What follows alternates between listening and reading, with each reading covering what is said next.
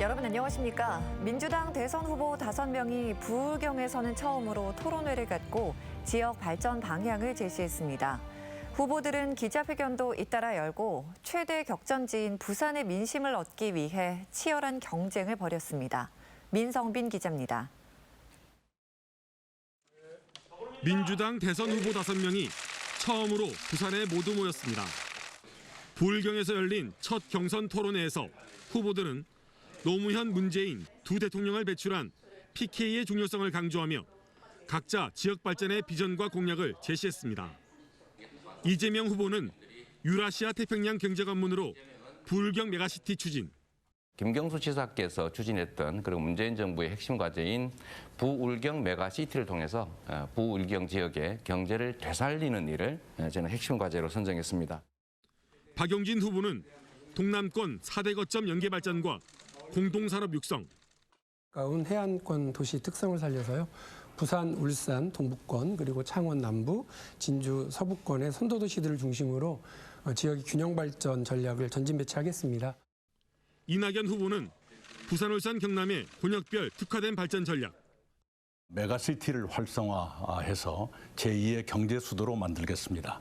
그것을 위한 가장 기초적인 문제들의 해결을 제가 총리 시절 그리고 당대표 시절에 이루어낸 바가 있습니다. 추미애 후보는 김경수 전 경남지사를 계승한 부울경 메가시티 추진, 김경수 지사의 헌신적인 노력의 결실로 부울경 메가시티의 웅대한 꿈을 가지게 됐습니다. 이제 부울경 시민은 메가시티즌이 돼 지방소외를 극복하고 또 동북아 시대로 호령하는 세계 시민이 될 것입니다. 김두관 후보는 부울경의 동아시아 6대 글로벌 거점 도시로 육성을 핵심 지역 공약으로 내세웠습니다. 동아시아 6대 거점 도시로 만들겠습니다.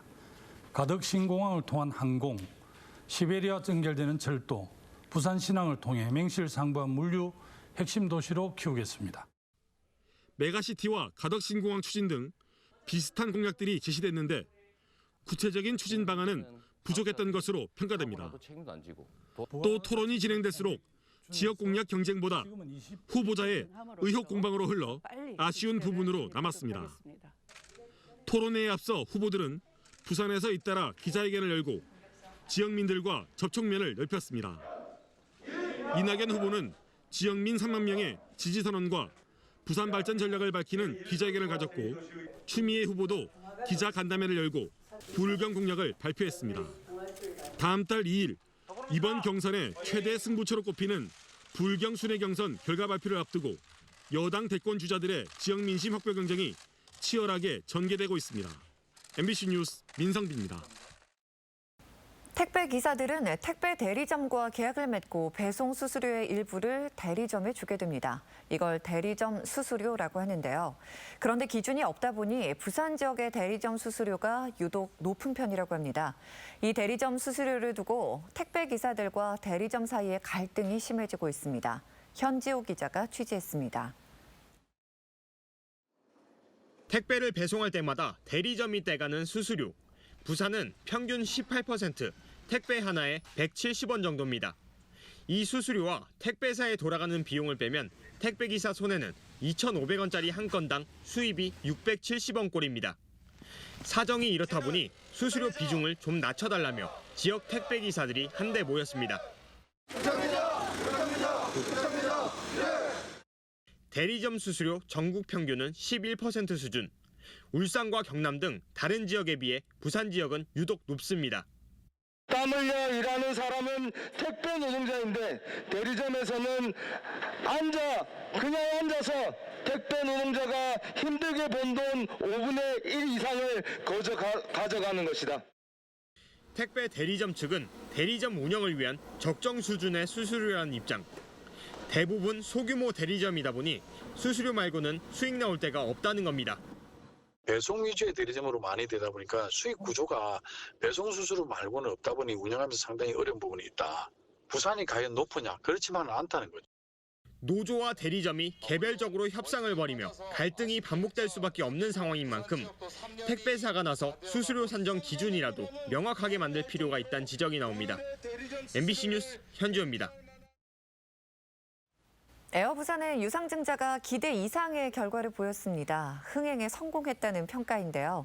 일단 코로나19 장기화로 인한 자금난을 해결하게 됐고 무엇보다 지역 항공사로서의 존재감도 보여줬습니다. 배범호 기자입니다. 에어부산의 2차 유상증자도 성공적으로 마무리됐습니다. 지난 17일과 어제 양일간 9주주를 대상으로 실시한 공모 결과 청약률 105.4%, 초과 청약으로 별도의 일반 공모 없이 유상증자가 조기에 완료됐습니다. 발행 예정 주식 수는 1억 1,185만 주, 주당 발행가액은 2,030원으로 약 2,271억 원을 조달하게 됐습니다. 확보된 자금은 항공기 리스료 상환과 인건비 등 운영 자금으로 사용할 계획입니다. 지난해 연말 1차 유상증자 당시 구주주 청약률 96%, 청약금액 800여 원과 비교해보면 이번 2차에 주주들의 호응이 더 컸습니다. 최근 위드 코로나에 따른 항공여행 시장 회복 기대감이 고조되고 있는 상황인데다 대주주와 부산시 그리고 지역 주주들의 유증 참여 결정이 조기에 이뤄진 점이 유상증자 흥행으로 이어진 것으로 판단됩니다. 특히 지분 3.06%를 가진 주주로서 부산시의 70억 원 규모의 유상증자 참여는 상징성과 함께 결정적인 역할로 평가됩니다. 또 가덕신공항 특별법 시행령 통과와 국토부의 6차 공항개발 종합계획에도 반영되면서 가덕신공항 수혜 기업으로 부각됐습니다. 이번 유상증자의 성공으로 에어부산은 지역 항공사로서의 존립 필요성을 증명했습니다. 앞으로 항공사 합병과 통합 LCC 본사 문제에 있어 설득력을 얻게 된 겁니다. 에어부산의 당면 과제는 김해공항 국제선 운항에 조속한 재개입니다. 방역체제가 위드 코로나로 전환됐을 때 항공업계 회복의 수혜를 인천공항만 누려서는 안 되기 때문입니다. MBC 뉴스 배범호입니다.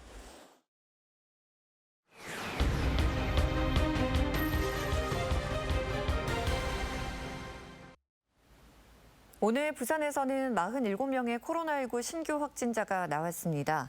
추석 연휴 기간 수도권에서 부산을 방문한 친지와 접촉한 7명이 감염됐고 집단 감염이 발생한 서구의 한 시장에서 2명이 추가로 확진돼 누적 환자가 39명으로 늘어났습니다. 어제 하루 부산에서 3만 3천여 명이 백신을 접종해 현재까지 부산 시민의 72.4%가 백신 1차 접종을 마쳤고 45.6%가 접종을 완료했습니다. 부산경찰청 반부패 경제범죄 수사대는 지난 8월 해양수산부로부터 정성기 전 부산항 북항 통합개발 추진단장에 대한 수사를 의뢰받아 사실관계를 확인하고 있다고 밝혔습니다.